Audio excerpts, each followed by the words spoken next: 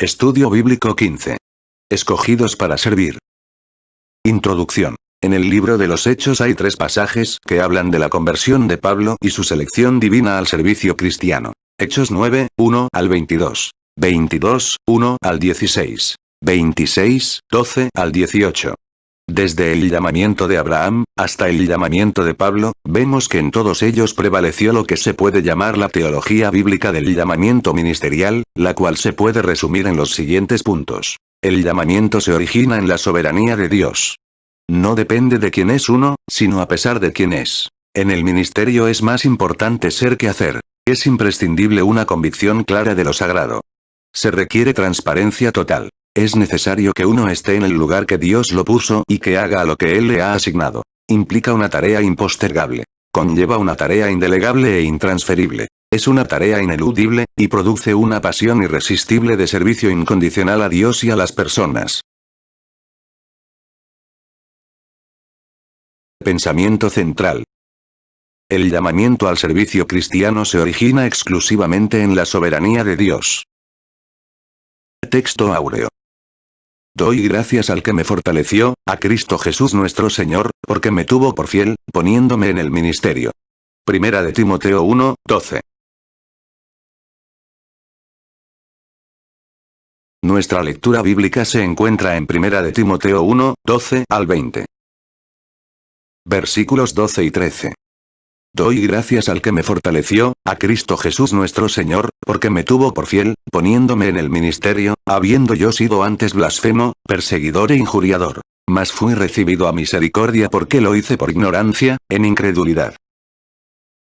En las parábolas de las 10 minas en Lucas 19, 12 al 27 y la de los talentos, en Mateo 25, 14 al 30, se habla de la encomienda que el Señor ha hecho a sus siervos y en la cual se tienen que mantener ocupados hasta que Él regrese. Pablo también recibió una encomienda en la cual debía mantenerse ocupado mientras tuviera vida, y era el Evangelio. En el verso 12 él hace la afirmación de haber sido puesto en el ministerio. Pero fue producto de la gracia divina. ¿Quién era Pablo antes de convertirse? El libro de Hechos de los Apóstoles nos dice que 1. Era un hombre violento que respiraba amenazas y muerte contra los discípulos, Hechos 9, 1. 2. Hizo muchos males, 9, 13. 3. Recibió autoridad para encarcelar a los cristianos, 9, 14. 4. Los perseguía hasta la muerte, 22, 4. 5. Causó la muerte de muchos, 26, 10. 6. Los castigaba en las sinagogas obligándolos a blasfemar, 26, 11.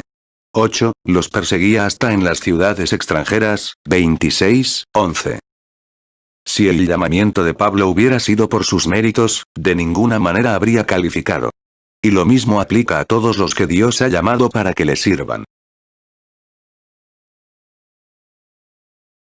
Versículo 14. Pero la gracia de nuestro Señor fue más abundante con la fe y el amor que es en Cristo Jesús. En los versos 13 y 14 encontramos contrastes que evidencian lo que es el hombre y lo que es Dios.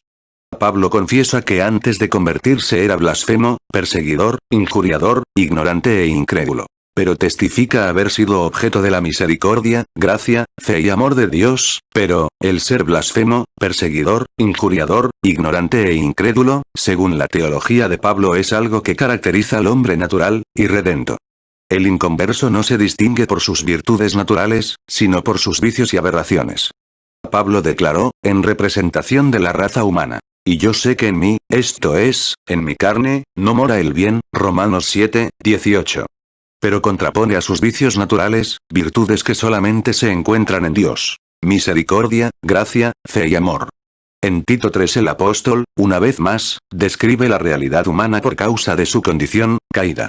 Pero, al igual que en otros escritos suyos, pasa de la realidad deteriorada del hombre a los atributos morales de Dios, con los cuales socorre al pecador. Bondad, amor, misericordia y gracia, Tito 3, 3, 7.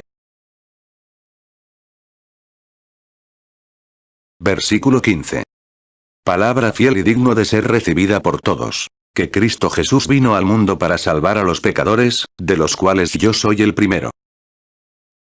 Para apreciar debidamente todo el contenido de este versículo conviene observar 5 puntos fundamentales de la fe cristiana, ellos son: 1. La credibilidad del mensaje del Evangelio. Palabra fiel. 2. Lo digno de aceptación del mensaje del Evangelio. Y digna de ser recibida por todos. 3. La irrupción de Dios en la persona de Cristo en la historia de la humanidad. Que Cristo Jesús vino al mundo. 4. La finalidad de su venida fue redentora. Para salvar a los pecadores.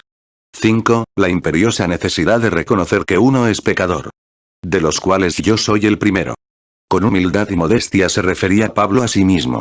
A los corintios les escribió: porque yo soy el más pequeño de los apóstoles, que no soy digno de ser llamado apóstol, porque perseguía la iglesia de Dios. 1 Corintios 15, 9.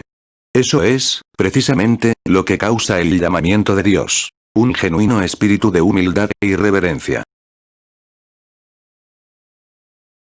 Versículos 16 y 17. Pero por este fui recibido a misericordia, para que Jesucristo mostrase en mí, el primero, toda su clemencia, para ejemplo de los que habrían de creer en él para vida eterna. Por tanto, al Rey de los siglos, inmortal, invisible, al único y sabio Dios, sea honor y gloria por los siglos de los siglos. Amén. Después de hablar de la misericordia, gracia, fe y amor de Dios, Pablo cita su misericordia y clemencia. La traducción literal del verso 16 es: pero por esto se me mostró misericordia, a fin de que en mí, el primero, pudiera mostrar Jesucristo toda su paciencia como ejemplo de aquellos que habrían de creer en él para vida eterna. La palabra que se traduce clemencia del griego, macrotumía, en otros pasajes se traduce paciencia. Dentro de las varias acepciones que esta palabra tiene, están las siguientes: lentitud para vengar males, longanimidad. Esta palabra se usa en el Nuevo Testamento 14 veces, de las cuales 10 se encuentran en los escritos de Pablo. De manera que Pablo fue el exponente más prominente de la paciencia o clemencia de Dios. El apóstol declara que la razón por la cual Dios mostró su misericordia y clemencia en él fue para convertirlo en una prueba evidente de que lo puede y desea hacer con todos. Versículo 18. Este mandamiento, hijo Timoteo, te encargo, para que conforme a las profecías que se hicieron antes en cuanto a ti, milites por ellas la buena milicia. Es interesante cómo el apóstol Pablo utiliza figuras para ilustrar de una manera bien gráfica lo que es el ministerio. En el verso 18 compara a Timoteo con un soldado. Para el apóstol, el cristiano es un soldado que milita en el ejército del Señor. Y a fin de llevar a cabo exitosamente su lucha, necesita de toda la armadura de Dios, Efesios 6, 11 al 18. Esta armadura, como se puede notar en este pasaje, consta de armas ofensivas y defensivas que solamente protegen el frente del cristiano y no su espalda, ya que en el creyente no se espera ninguna retirada.